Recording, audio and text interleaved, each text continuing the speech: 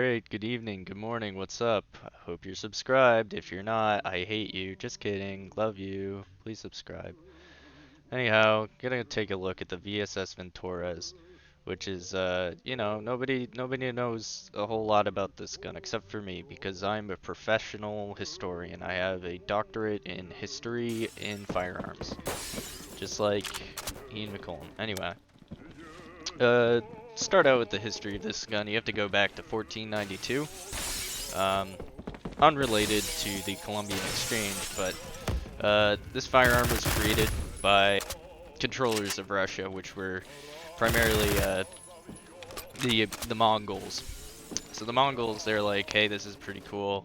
So they made it, and that's why it's chambered in such a large round. It was chambered in 9 by whatever it is, because black powder needs a larger barrel inner diameter to not clock out this quickly. So it was originally made this way so that it could accommodate black powder, which was available at the time. Originally invented by the Chinese. So the VSS Vintorez, it obviously didn't work too well because the Russian states got together. They created like the Federation. They were all united and stuff, and Mongols didn't have a really good time. I put this on fully automatic because that was a thing that was later developed by the Russians. So skip ahead a few years. The Russian government, they're doing some experiments, and they come across this old firearm. And they're trying to use it out. They're trying to check it out. They're trying to see what they can do to make some improvements.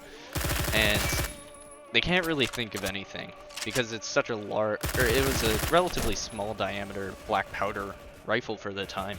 And it would jam very quickly, or the gas system wouldn't work. So they kind of gave up on it. But then 1886 rolls around, and as you know, the Lebel rifle introduced smokeless powder. Now, when you put smokeless powder into the gun, it becomes significantly more useful because it won't stop firing as quickly. It's just a more effective gun overall, and the muzzle velocity was like the only real downside for the Russians. So they were planning on implementing it during World War I because a lot of the production was really slow for a lot of the guns. You see that with forget the name of it. I'll just put an image on screen. But that firearm, that never really got into significant production. Just like this one. This one never really, the VSS Vintorez, never really got into significant production during World War I with the Russians. And then the Russian Revolution came along, and the commies kind of screwed up all the plans. So they got a hold of all the attempted plans to resurrect the VSS Vintorez from its Mongolian origins. So they took it upon themselves to try to improve upon it. So they give it a full auto switch, and then they tried to implement it as a light machine gun, just like the Browning automatic rifle. However, they ran into problems very quickly as the magazine only holds 10 rounds, and they didn't know how to make it bigger. They tried, but they couldn't.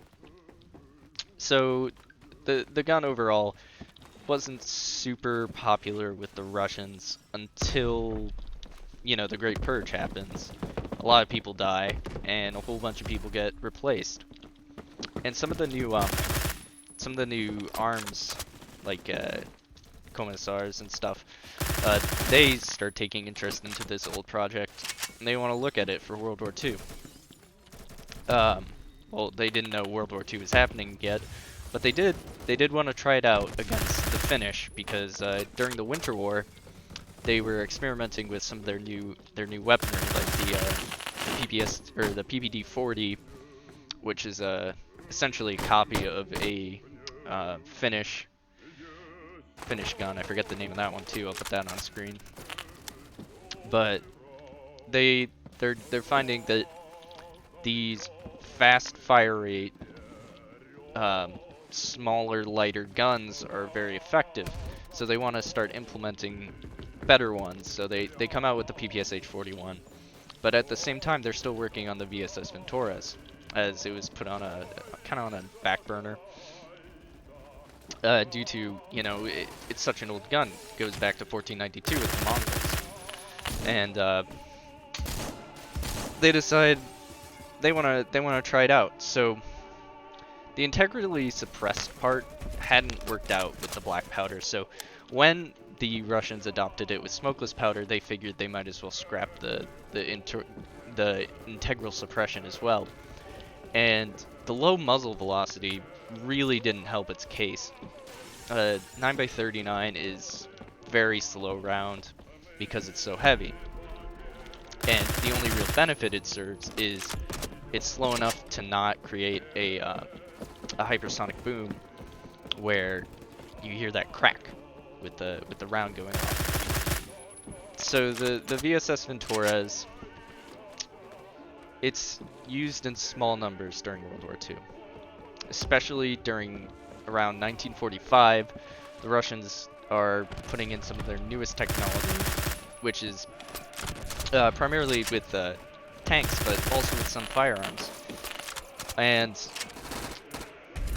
then they hold trials after the war. So the VSS, it was tried out, wasn't, the troops weren't a huge fan of it. 10 rounds wasn't really going a long way with a fully automatic, so the Russians instead adopted the SKS, which I'll cover later. The SKS won those trials, and the VSS again was put on the back burner because the troops just didn't like it. The muzzle velocity was too slow, the fully automatic capabilities weren't really used to a great extent due to the small magazine size, and the recoil was pretty unruly. So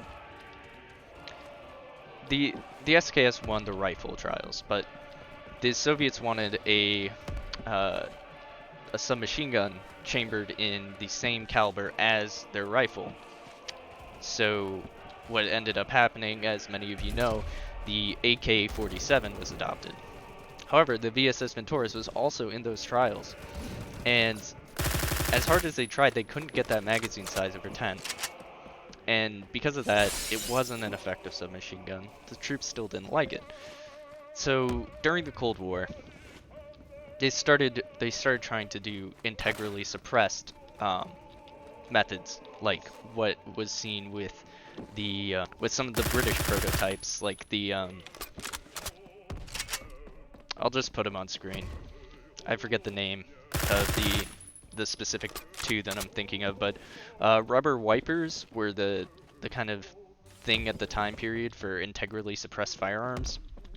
So they tried using rubber wipers in the VSS, but the thing with rubber wipers is they wear out over time, and you only get so many rounds before the suppression stops working. So even as a suppressed, potentially fully automatic, potentially semi-automatic rifle, it wasn't very effective. It was just a mediocre carbine, because the suppression would wear out so quickly. So they continued to do tests, and after Vietnam, during Russia's war in Afghanistan, they decided to use more modern methods of suppression, which included chambers for gas to go into, rather than rubber wipers. And this worked much better.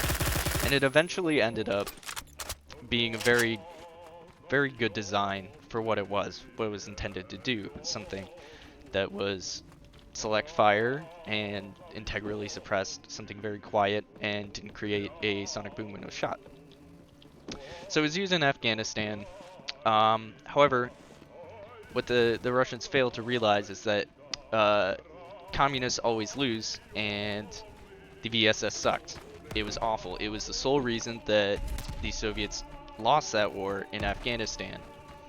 And we can likely presume that it showed up in Vietnam and Vietnamese hands as well, with some of the earlier variants that also sucked, which is also why America won the war in Vietnam.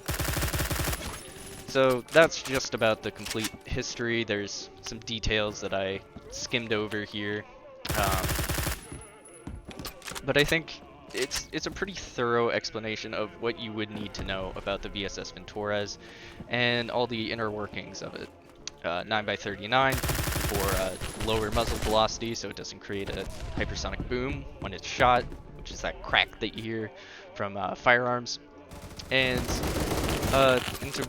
integrally suppressed to just be better. Anyway, thanks for watching. Please subscribe. If you don't subscribe, I will cry myself to sleep every night for the next 2 weeks, and I might even pee myself. Please like and comment. You can tell me I smell like booty cheeks. I don't care. Just please give me the interaction so I can get more more views. I want more views and more subscribers. Thank you. Thank you. Bye bye. Oh yeah, also 10 subscribers, I'll do a face reveal, and if I get 400,000 subscribers by the end of the month, I will end my own life. Discomfort, my friend, and your policy is just a little red.